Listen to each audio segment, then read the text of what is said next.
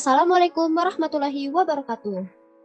Halo semuanya, perkenalkan, kami dari kelompok program studi teknik lingkungan yang beranggotakan Elsa Fariski Lubis dengan NIM 12125114, Ramadanti Nadia Ardana dengan NIM 12125136, dan Talita Rizky Mahesti dengan NIM 12125138. Dalam video kali ini, kami akan menjelaskan mengenai program C++ yang berjudul Program Karakteristik dan Klasifikasi Limbah B3. Baik, di sini dalam video ini kita menggunakan konsep perulangan, menggunakan do while dan for, dan kita menggunakan percabangan if else if, dan juga kita menggunakan array. Di sini kita menggunakan header include IOStream, kemudian ada using namespace std, kemudian di sini ada int atau integer. Di sini digunakan untuk memasukkan angka bilangan bulat, bukan desimal. Nah, kemudian di sini ada cout. Cout di sini berfungsi untuk menampilkan teks ke layar sebagai bentuk output. Nah, di sini ada cout, program karakteristik dan klasifikasi limbah B3. Di sini terdapat dua kondisi, ada yang pertama karakteristik, yang kedua klasifikasi. Kemudian ada cout, masukkan nomor yang Anda pilih. Nah, di sini kita menggunakan percabangan if else if. Percabangan if else if ini digunakan apabila terdapat dua kondisi berbeda atau lebih. Nah, jadi di sini ada dua kondisi. Kondisi pertama dan kedua.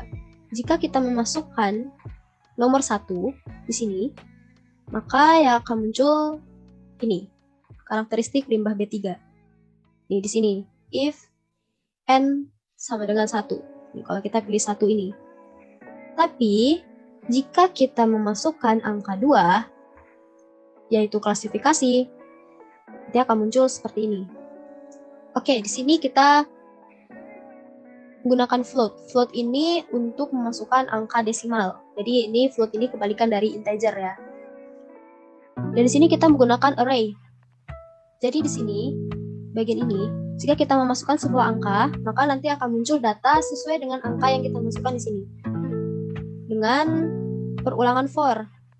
Sini, perulangan for ini untuk pertanyaan-pertanyaan ini. Ulangan for. Oke. Di sini juga terdapat percabangan if else if. Di sini ada dua kondisi berbeda. Kemudian di sini juga ada if else if. Di sini ada 3 dan di sini ada 2. Kemudian kita ada perulangan do while. Ini, do dan while. Jadi, misalkan kita memasukkan nilai yang bernilai true atau yang dideklarasikan sebagai true. Misalkan di sini yes. Kalau kita menginput yes, maka programnya otomatis akan ulang lagi dari awal. Kembali lagi ke sini. Jadi kalau kita memasukkan yes, program ini nanti akan mengulang lagi dari awal. Jika kita memasukkan no, otomatis program akan dianggap selesai. Nah, kita coba untuk compile and run ya, agar lebih jelas lagi.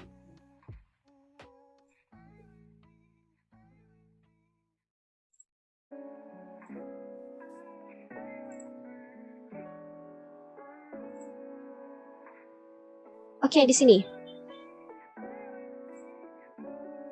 Ini awal program.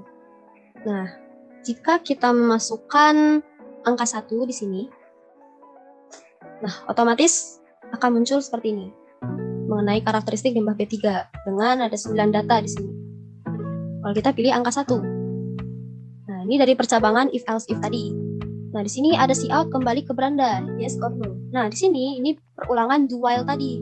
Kalau kita memasukkan yes atau yang bernilai true, maka otomatis program akan mengulang lagi di awal. Kembali lagi ke sini. Tapi kalau kita memasukkan no, maka program otomatis akan selesai. Misalkan kita memasukkan yes. Nah, otomatis ulang lagi kan seperti awal. Oke. Sekarang kita coba masukkan angka 2, yaitu klasifikasi. Nah, di sini. Masukkan jumlah data limbah yang akan diklasifikasi. Di sini kita menggunakan array. Jadi, kalau kita memasukkan sebuah angka, nanti data yang akan muncul akan sama seperti angka yang kita masukkan di sini. Jadi misalkan kita masukkan angka 3, nanti data yang akan muncul ada 3. Oke, misalkan di sini kita ambil contoh 2 deh. Oke, ini data yang pertama. Nah, di setiap kita memasukkan angka atau data yang akan diklasifikasi ini, akan muncul pertanyaan-pertanyaan. Oke, kita jawab dulu pertanyaan. Misalkan ini kita jawab ya. Ini kita jawab tidak. Sini kita jawab ya. Pertanyaan-pertanyaan ini dijawab sesuai dengan kondisi. Misalkan kita ingin mengklasifikasi suatu limbah. Apakah limbah ini sesuai dengan pertanyaan ini, maka kita jawab ya. Tapi kalau misalkan tidak, berarti kita jawab tidak. Seperti itu. Ini kita menggunakan perulangan for. Oke. Di sini ada cout masukkan pH limbah. Nah, di sini kita menggunakan percabangan if else if. Dan terdapat 3 kondisi berbeda. Jadi, misalkan di kondisi yang pertama, jika pH kurang dari 3,5, maka limbah tersebut dinyatakan sebagai limbah yang bersifat asam. Kondisi yang kedua, jika pH limbah lebih dari sama dengan 3,5 hingga kurang dari sama dengan 11,5, maka limbah tersebut dinyatakan limbah yang bersifat reaktif. Dan kondisi yang ketiga, kita apabila pH lebih dari sama dengan 11,5 atau lebih, maka limbah tersebut dianggap bersifat basa. Oke, jadi di sini coba kita masukkan angka 7. Kira-kira apa yang akan muncul? Di sini muncul limbah bersifat reaktif. Berarti ini masuk ke kondisi yang kedua, di mana jika pH lebih dari sama dengan 3,5 sampai kurang dari sama dengan 11,5, maka limbah dinyatakan bersifat reaktif. Berarti benar ya, limbahnya ini pH-nya 7. Berarti benar, bersifat reaktif. Kemudian ada cout lagi. Dari beberapa pertanyaan di atas, berapa banyak Anda menjawab ya? Oke. Di sini kita ada menjawab 1, 2, 3, 4, 5, 6. Ada 6. Nah, di sini juga kita menggunakan percabangan if else if dengan 2 kondisi berbeda. Kondisi pertama, jika pertanyaan yang dijawab ya kurang dari 4, maka limbah tersebut termasuk limbah non B3. Berarti bukan B3 ya. Tapi kalau kita menjawab pertanyaan lebih dari sama dengan 4 hingga 7, kan ini totalnya ada 7, berarti limbah tersebut dinyatakan sebagai limbah B3. Oke. Di sini kita menjawab 6. Kita masukkan angka 6. Nah, di sini dinyatakan limbah tersebut termasuk limbah B3. Kenapa? Karena dia masuk kondisi kedua. Kondisi kedua tadi menyatakan kalau pertanyaan yang dijawab ya lebih dari sama dengan 4 hingga 7, berarti limbah itu termasuk limbah B3. Nah, data kedua nih. Kenapa ada muncul data kedua? Karena tadi kita memasukkan angka 2 di sini. Jadi kalau kita di sini input angka 2, jadi datanya muncul ada 2. Tapi kalau kita masukkan 3, 4, 5, 6, ya muncul sesuai dengan angka yang kita masukkan di sini. Jadi nanti ada data 3, 4, 5, 6, dan seterusnya. Seperti itu. Oke, di sini kita coba buat kondisi yang berbeda dari yang awal ini ya, dari data pertama ini. Misalkan di sini kita jawab tidak. Ini kita jawab ya. Anggaplah di sini kita jawab ya. Ini tidak.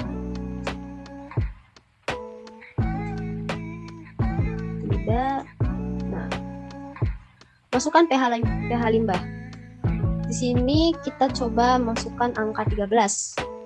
Kira-kira pernyataan apa yang muncul? Limbah bersifat basa. 13. Berarti dia masuk kondisi yang ketiga.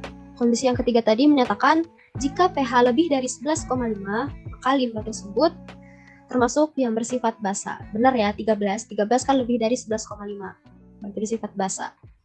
Nah, di sini dari beberapa pertanyaan di atas berapa banyak Anda menjawab ya? Di sini kita menjawab ya hanya 2 ya. Pertanyaan yang dijawab ya hanya 2. Oke, kita masukkan 2. Kira-kira apa pernyataan yang muncul? Limbah tersebut termasuk limbah non B3. Nah, ini berarti termasuk kondisi yang pertama. Kondisi yang pertama tadi menyatakan jika pertanyaan yang dijawab ya sebanyak kurang dari 4, berarti limbah tersebut termasuk limbah non B3. Oke. Yang di data pertama hasilnya limbahnya bersifat reaktif, dia masuk ke kondisi 2. Kemudian pertanyaan yang dijawab ya ada 6, dinyatakan limbahnya termasuk limbah B3. Sedangkan di data yang kedua, pH-nya 13, bersifat basa, kemudian limbahnya dinyatakan limbah non B3, karena yang dijawab pertanyaan itu, yang dijawab ya hanya 2. Oke, kembali ke beranda, yes or no. Nah, tadi kita sudah menjawab ini ya, dengan jawaban yes. Yang terjadi adalah program kembali mengulang dari awal. Nah, kita coba dengan menjawab no. Dan program selesai. Kenapa? Karena jika kita menjawab yes lagi, otomatis programnya akan ulang lagi dari awal. Begitu seterusnya kalau kita jawab yes, berulang terus. Nah, jika kita jawab no, maka program jadinya selesai. Jadi tidak ada lagi perulangan karena udah stop, sudah selesai. Seperti itu. Oke, baik. Sekian penjelasan dari kelompok kami. Mohon maaf apabila terdapat kesalahan kata. Semoga bermanfaat. Terima kasih. Wassalamualaikum warahmatullahi wabarakatuh.